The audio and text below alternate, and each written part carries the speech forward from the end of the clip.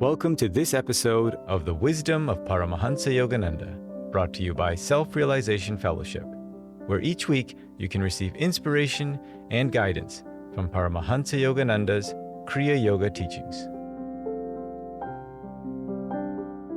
This talk is titled Living in the Love of God by our beloved past president, Sri Daya Mata.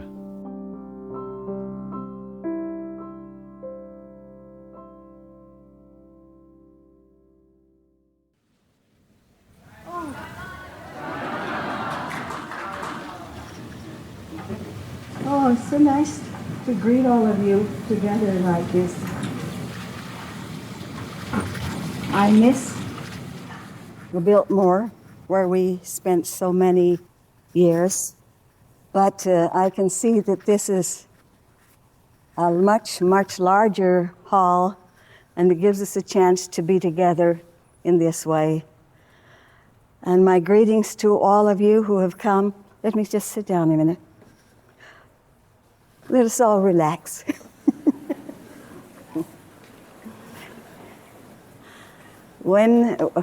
Just to tell you a little story, when it was apparent that Guruji was singling Daya Mata out for some special kinds of discipline, it troubled me very much.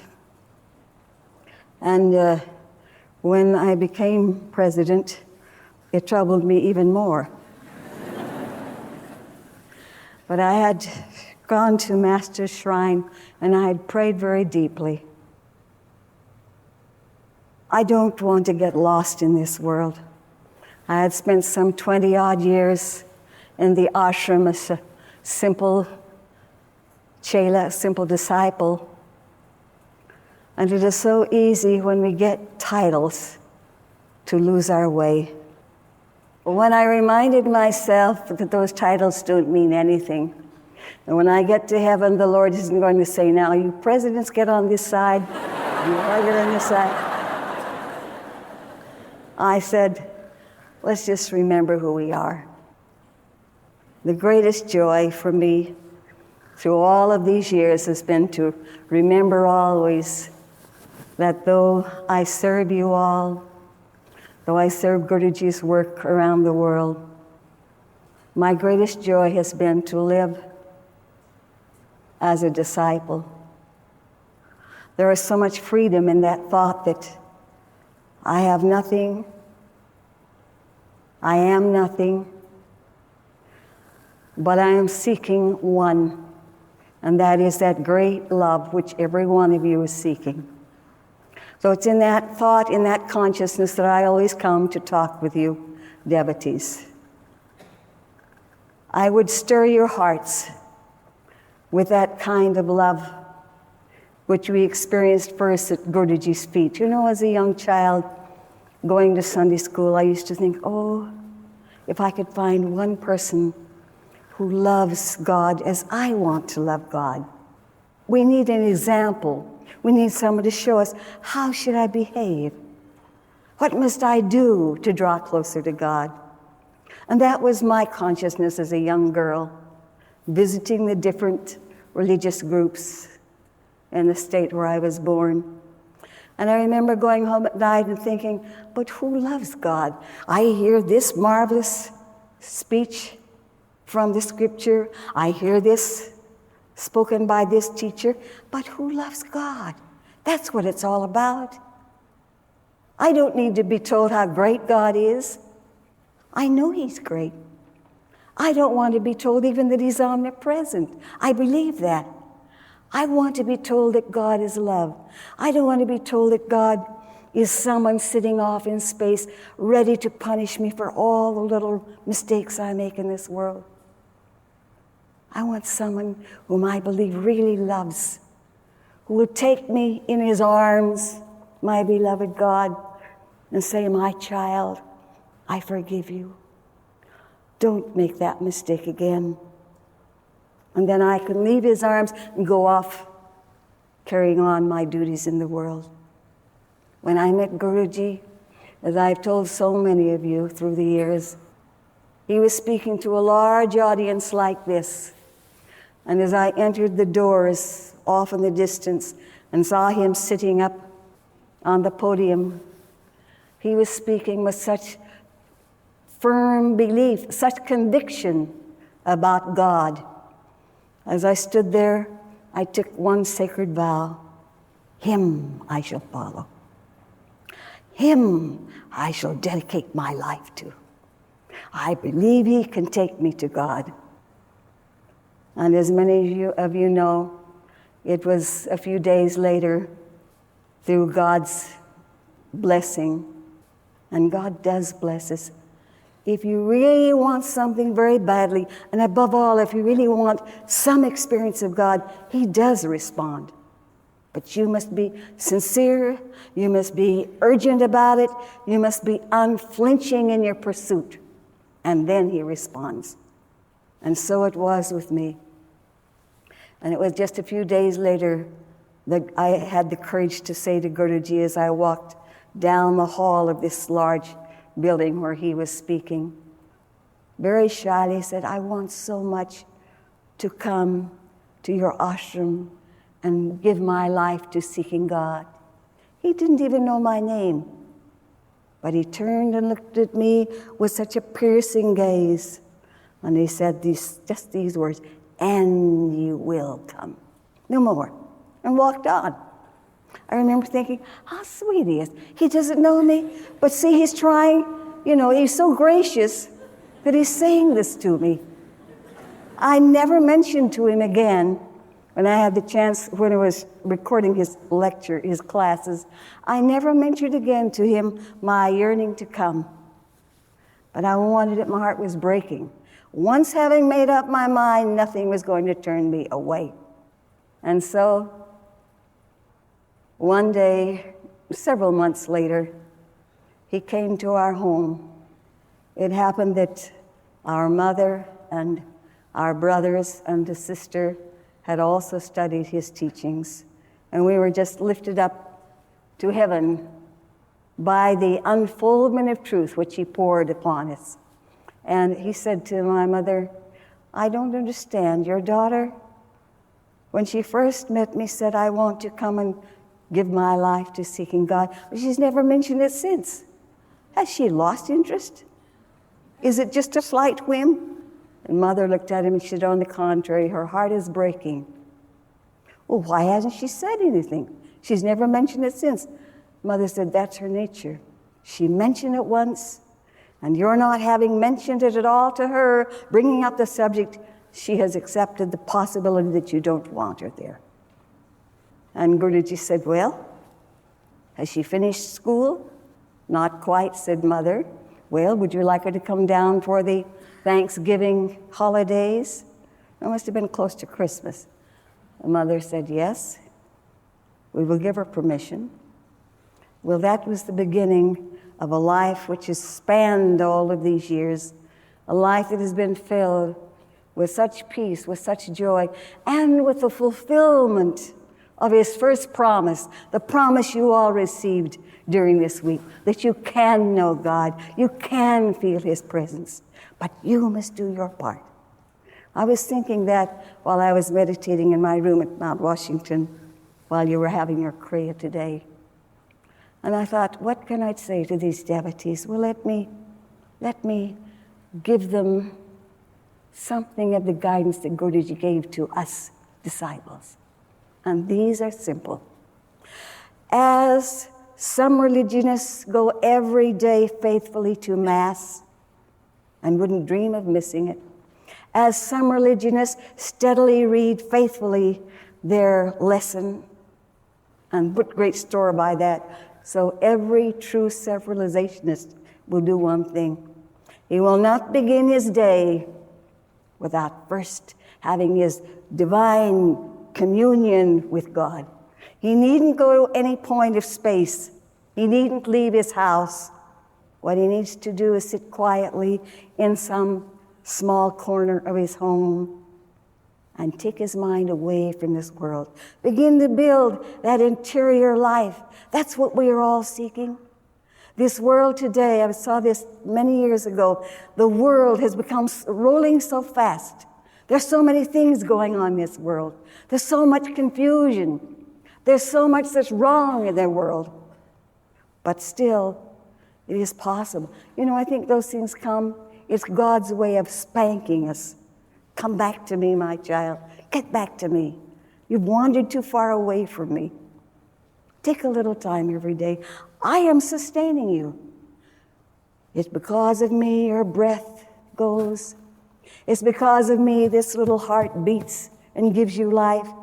It's because of my intelligence that you were able to use this mind to travel to distant stars, to create all the marvelous things that have made your world so wonderful but also so complicated.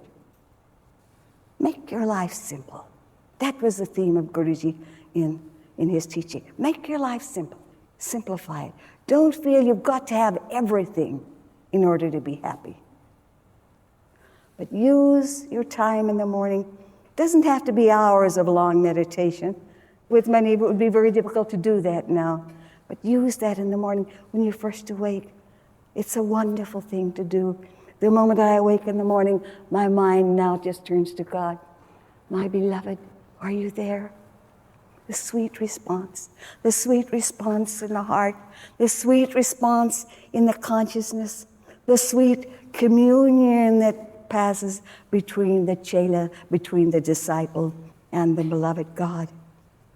And having drunk deep from that fountain of inspiration, that fountain of strength, that fountain of wisdom, then to start the day's activities. And how? Every now and then, take time to think of God. It doesn't make you absent-minded. In fact, it strengthens the power of the mind. Take time to say, Lord, bless me. Lord, am I doing your will? And above all, is the greatest way to help yourself go in the right direction. Your conscience begins to say, not that, my child, not this, my child. If you would have peace in mind, follow this way. This might give you temporary happiness. This might give you temporary sense pleasure, but in the end it will lead to the dark corridors of delusion. This way, my dear. And the more one tries to follow that inner guidance, which is the result of living a more interior life, the result of cultivating an interior life, the greater peace, the greater happiness, the greater sense of security, the greater freedom from worries, the greater reliance upon the only one in this world who can protect us from all harm, God and God alone.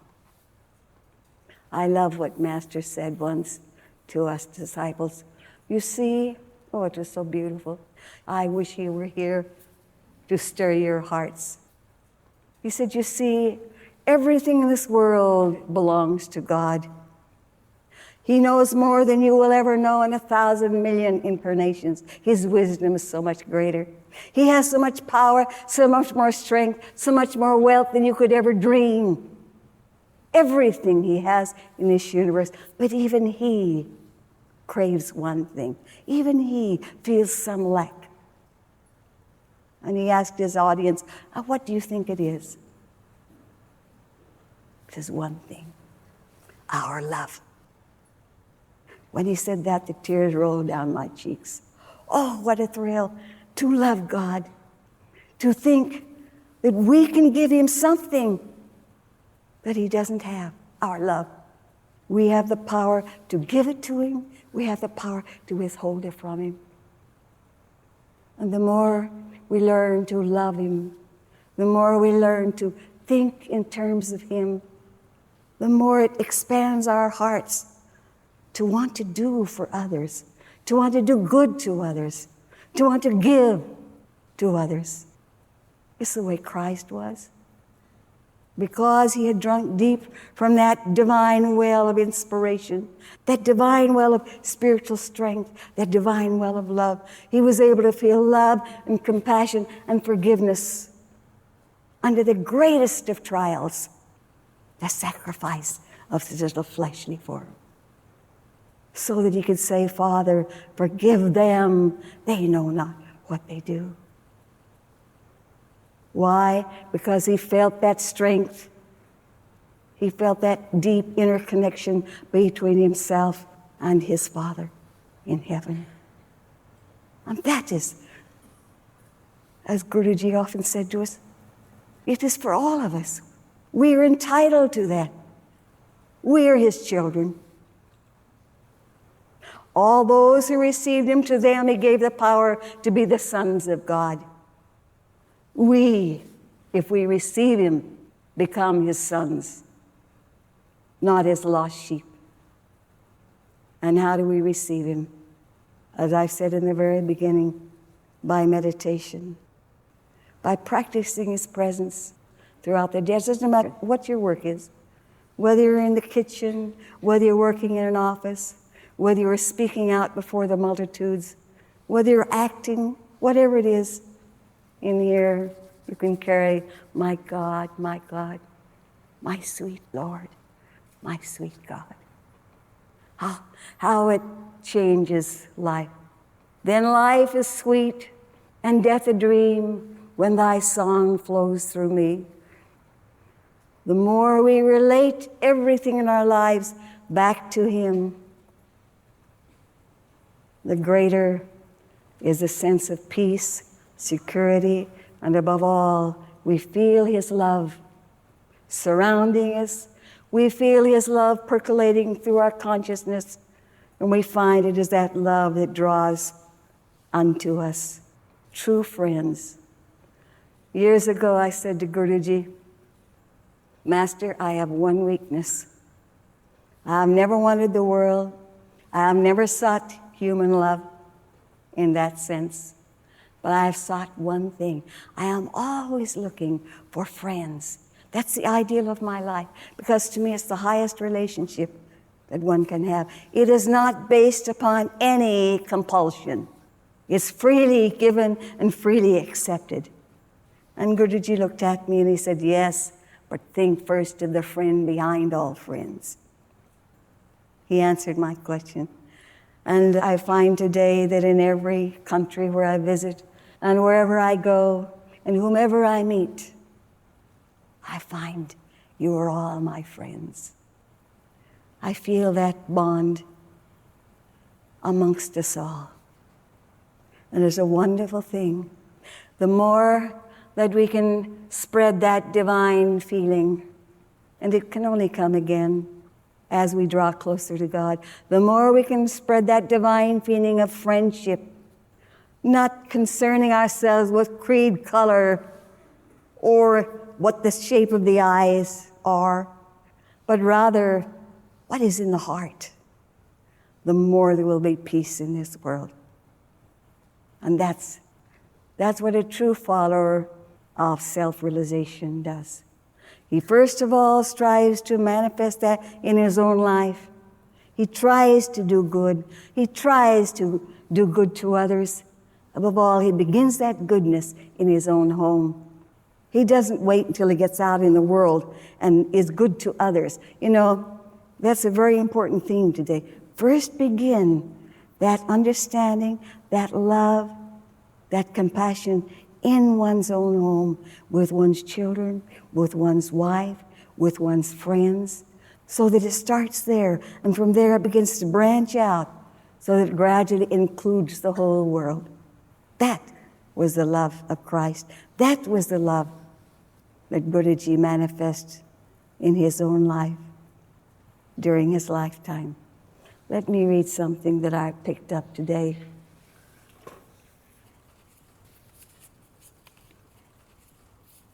Guruji said, my only plan is to hold people by their own self-realization. He often said this, I have had crowds, he said, I have had them, but I'm not looking for crowds.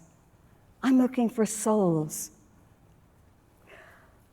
Is to draw souls by their own self-realization. If there are hundreds in my classes, all right. But if there are empty seats, it is all right too. I would rather have a few real souls than hundreds who lack that spiritual sincerity. The great purpose behind this movement of self-realization is to give people their own direct self-realization. When people will realize that it is their duty and privilege to know God, then a new era will come on earth. And again he said, and this I love to remind you all about, my body shall pass, but my work shall go on, and my spirit shall live on. Even when I am taken away from this earth, I shall work with you all for the deliverance of the world through the message of God and God's love.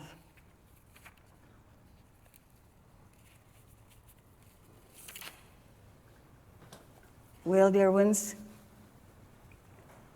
it has been a most thrilling experience to receive daily the reports about these classes. I have heard some of the teachers speaking. I think what I am grateful for in this society is that these teachers live the life that they speak about. They're deeply sincere. And it is that sincerity that draws all of you. Above all, it is the teaching of Guruji, which they express in their lives, which draws all of you. But each one of you, remember, you also are a teacher in the sense that when you go back to your homes, live what you have learned here. Do the best you can to apply it in your daily life. Don't be discouraged if you can't do it all. One does not take a giant step. One starts with little steps. And by those little steps, eventually he reaches higher and higher and higher. But have your daily meditation. The depth of meditation is important, as Guruji said. Often he said each day's meditation should be deeper than the previous day's meditation.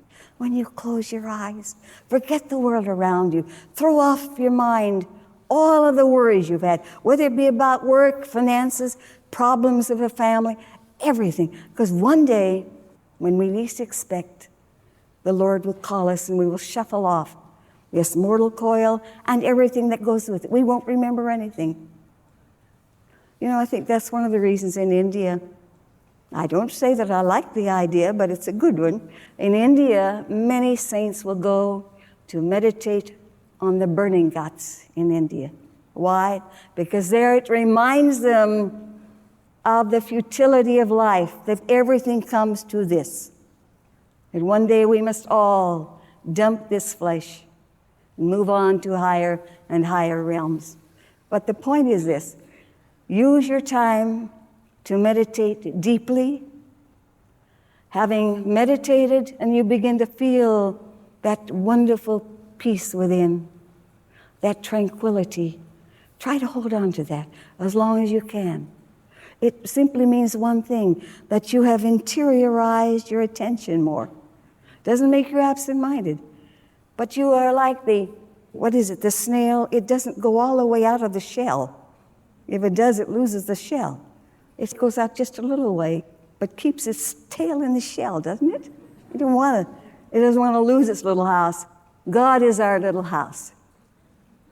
And we hold on to Him, and we retreat back into Him when the world gets too much trouble for us. So hold on to Him, practice His presence as often as you can throughout the day. It doesn't mean you have to give up anything, except if you have habits you think you ought to change them. Anything that takes one's mind and one's life away from God, forget it. Give it up. Anything that takes your mind closer to God, follow that. At the same time, carry on your duties, noble duties. Think of the ways in which you can do good every day. And last but not least, when you come home at night, and before you close your eyes, take a little time again to talk to God in the language of your heart. My God, my love, you are my life. You are my only love. Bless me, change my life. When you see things in yourself that you don't like, pray to Him about them and believe that He will change you. Have that faith. Faith is the beginning of the deeper relationship with God. And everyone must try to exercise that. We're all born with it, but so many of us have never exercised it, and that's why it lies dormant within us. But practice it. Practice it, first of all, in small things. And then you will be able to use it and bring into play in your life greater things. And remember these words of Guruji that he often uttered from the Gita. He who watcheth me always, him do I watch. He never loses sight of me, I never lose sight of him. I love that. It simply means this, the Lord is saying, you all who watch me, I always watch you. You will never lose sight of me, and I will never lose sight of you. Isn't that a beautiful thought to live with? Live with it. Think of it and practice it. He who watcheth me always, him do I watch. He never loses sight of me, and I never lose sight of him. That is the eternal promise of the divine beloved. Think of him. Cultivate love for him. And if your heart is dry, don't be discouraged about that. Give me love, Lord. Talk to him like a little child. Because before him we are all children. I love you, Lord. I love you. You are my life. You are my love. Without you, I could do nothing in this world. Cry to him like that. And you will find his sweet response within. He listens. He listens. In the words of Tagore, can you hear his silent footsteps? He comes, he ever comes. Such is the Lord. Listen through your devotion, through your attention for his silent footsteps, because he comes. He ever draws closer to the devotee who permits him to draw close. Well, my dear ones, can we just meditate for a few moments? Forget everyone around you. Think that you are here in the center of eternity. No one but yourself. And just behind this darkness of closed eyes is the divine beloved. My beloved God. My God. My God, my God. I love you, Lord. Mentally say this. I love you, Lord. I love you, Lord. Bless my life. Bless my loved ones. Bless my family. Bless my community. Bless my nation. Bless my world.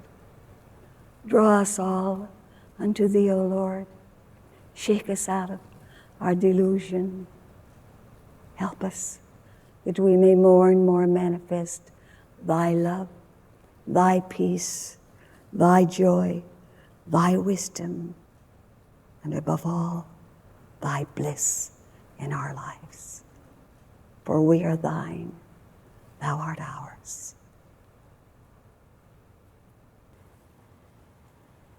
Well, dear ones, the more one lives in that love of God, the more one wants to reside in it.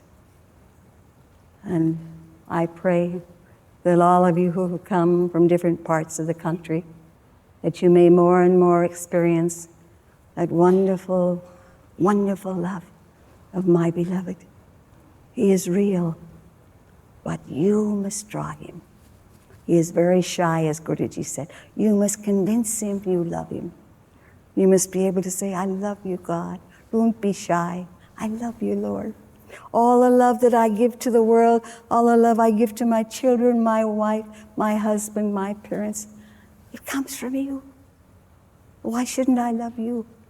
Why should I turn my mind away from you and love only those gifts that you have given to me? You are my love. You are my love. But God bless you all.